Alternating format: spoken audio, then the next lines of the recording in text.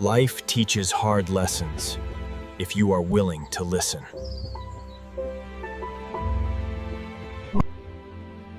There are rules to how people choose to listen, to love you.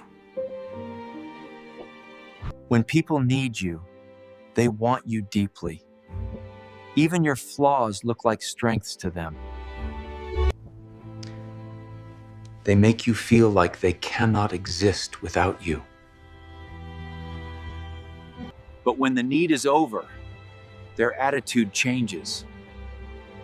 You no longer look valuable to them.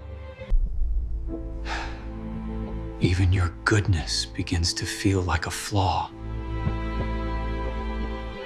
So never measure your worth by someone's need.